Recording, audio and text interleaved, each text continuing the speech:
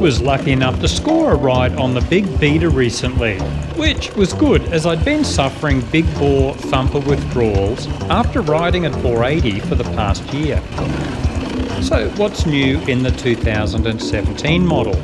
It mainly seems to be tweaking the basics with minor changes to the suspension, speedo and electronics. Did it feel different to me?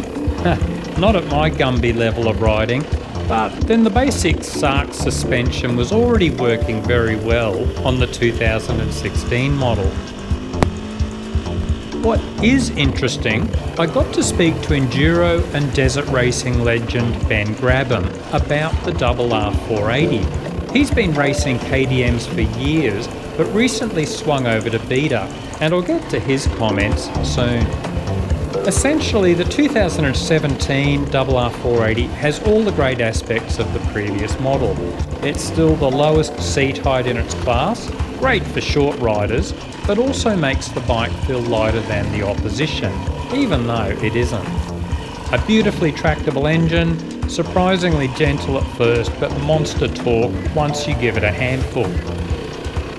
The stepper motor mounted to the throttle body can be adjusted to reduce engine braking and also flame outs at low revs. It's also a very smooth, reliable engine, and as a result, many riders are using the RR480 for dual sport and adventure riding. A wide spread of gear ratios helps a lot in this respect.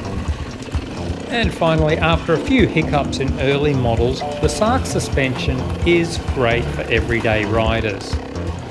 Any issues with the RR480? Just a few small niggling things I noticed over the year.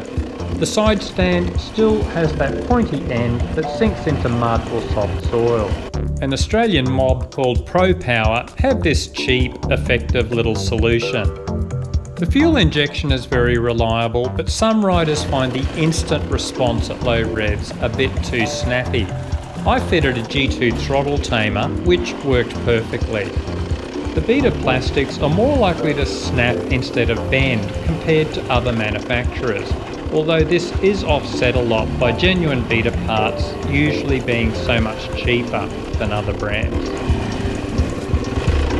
And back to Ben Grabham. He's raced plenty of KTM 500 EXCs, so I asked him about the comparison. Ben raves about the power delivery of the Beta 4-strokes and said it always took a lot of experimenting to try and replicate those characteristics on their KTM race bikes. But he also said the KTMs are more set up for racing, and a perfect example being the single overhead cam. It's meant to reduce weight and let the bike turn quicker, whereas the Beta has the much smoother double overhead cam setup. The Beta setup is particularly noticeable for dual sport and adventure riding, where the RR480 and all their 4-strokes are much smoother to ride. Personally, I believe it's summarised well in the manufacturer's logos. KTM, ready to race; Beta, the fun bike. As with most of their models, KTM often will have the edge for the top riders in racing situations, whereas the Beta has piles of features that will usually have the edge for all of us everyday riders. So over to Ben Grabham now, as I filmed some of his comments recently while he was in town.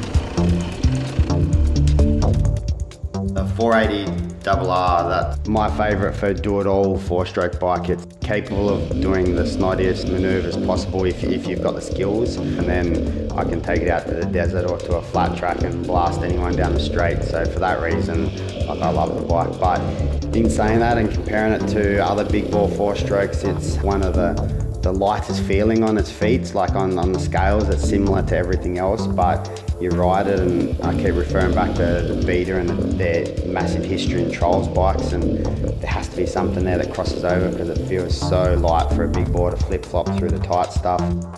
Another thing that I didn't touch on with all the other 4-strokes, which the Beta 480 is the best example of, because normally your big boards you have a massive engine braking and they throw their weight around quite a bit, whereas they run a stepper motor in the fuel injection system on all the Beta 4-strokes, and basically have the ability to reduce or increase your engine braking and the way your low idle is and potential to stall. You can minimize it, and it's a huge feature for me. You can ride down the road and ride this big bore 4-stroke like a 2-stroke on and off the throttle, and the thing with this stepper motor just holds itself steady. It doesn't rock around, doesn't become a handful, and it's a big feature across the range of 4-strokes. But back to the 480 in general, it's just a gentle giant. Like, the thing's an absolute rocket ship in a straight line, and it deceives people when they jump on it because it's so smooth. They think it mightn't be as fast as some of the competition, but no, I can guarantee you line up next to your mate and